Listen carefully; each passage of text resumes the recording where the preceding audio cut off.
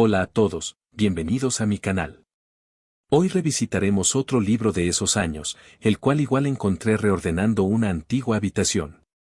En este caso nos corresponde una serie de libros llamada Mundo Prehistórico. Esta consistía en 6 libros, donde cada uno exploraba distintas especies de un periodo determinado. Siendo estos: La vida primitiva, que muestra distintos animales que vivieron durante el Paleozoico. 3 libros del Mesozoico, la vida en el Triásico, la vida en el Jurásico y la vida en el Cretácico. De estos solo tengo el primero. Y luego tenemos 2 libros del Cenozoico, los cuales sí tengo, los primeros mamíferos, que vendría a ser sobre el Paleógeno y el Neógeno, llamados de forma obsoleta como periodo terciario, y la era de hielo, sobre fauna del Cuaternario. Hoy nos enfocaremos en el primero de toda esta serie, la vida primitiva. Antes de empezar, es importante mencionar que este fue publicado en 2007 por la editorial Sigmar, cuenta con textos del gran Dougal Dixon, el mismo de Afterman y The New Dinosaurs, y con ilustraciones de Delia M.G. de Acuña. Echemos un visionado a los animales de este libro. Comenzamos con el trilobite Paradoxides, el cual en general se representa de una forma bastante realista en cuanto a las ilustraciones. Igualmente, hace justicia mostrar a los trilobites de una forma no genérica. Se lo ubica erróneamente el Cámbrico temprano a medio, desde los 570 a los 517 millones de años. Aunque vivió un poco después, entre los 514 a 497 millones de años. Esto quizás se deba a que varias especies de Paradoxides fueron reasignadas a sus propios géneros, como Olenoides de Burgess-Shale, habiendo sido un taxón cajón desastre. Algo similar ocurre con el Orthoceras, que es descrito con una distribución temporal bastante extensa. Al igual que Paradoxides, Orthoceras fue utilizado como un taxón cajón desastre para otros cefalópodos emparentados. Actualmente solo es reconocida como válida la especie Orthoceras regulare, la cual vivió en los estados bálticos y Suecia durante el Ordovícico medio. En este punto, y pese a que gran parte ha quedado obsoleta, debería felicitar a los autores por incluir al poco conocido Diplograptus, una especie de graptolitos. Los graptolitos son un grupo clasificado dentro de la clase Pterobranchia, que a su vez forma parte del filo de los hemicordados. En este grupo también encontramos a los actuales gusanos bellota. Anteriormente se creía que los graptolitos estaban completamente extintos, aunque estudios recientes han ubicado al actual género Rhabdopleura como uno de ellos, por lo que sí, tenemos un pariente de Diplograptus en nuestros tiempos. No solo agradezco que se la haya incluido, sino que también esto sirve de base para conocer otras criaturas que usualmente ignoramos, tanto a sus representantes actuales como a sus especies fósiles. Luego tenemos a Cephalaspis, un pez sin mandíbula del Devónico.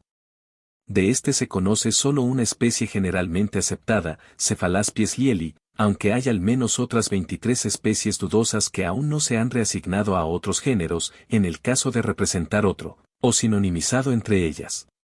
Asimismo, 16 especies de este género fueron reasignadas a géneros como Hanaspis o Cenaspis, y otras 20 especies dudosas.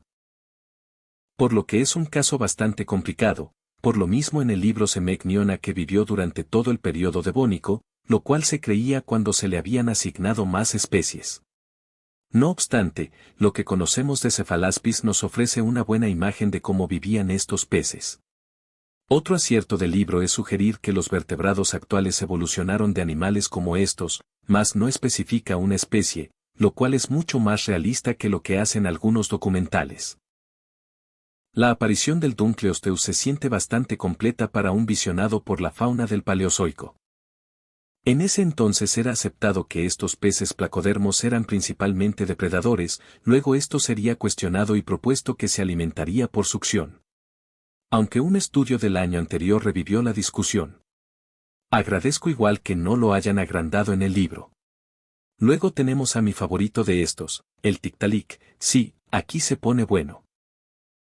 De todas formas, está bastante bien representado en el libro, siendo un descubrimiento prácticamente arrancado de los titulares en ese entonces, algo similar al Ptericinosaurio en Perseguido por dinosaurios. La clasificación de Tiktaalik ha sido discutida desde su descripción. En un principio se lo ubicó como un taxón hermano del tetrapodomorfo Epistotege, pero anterior a Ictiostega y Acantostega, actuando como la transición entre la vida en el agua a la vida terrestre. No obstante, nunca se ha afirmado que Tiktaalik sea el ancestro de los tetrápodo, como se afirmó incorrectamente en algunos medios de prensa. Originalmente se describió como parte del Pistostegalia, un grupo luego considerado parafilético, que incluía a peces similares a los tetrápodos. Posteriormente, se sugirió que el Pistotegalia sería un clado que incluye a todos los vertebrados descendientes del ancestro común de Panderictis, el Pistoteje y los tetrápodos. Esta idea del árbol filogenético fue cuestionada en un estudio del 2008, cuando se propuso que Panderictis podría ser más cercano a los tetrápodos que Tiktaalik o ser convergente con ellos.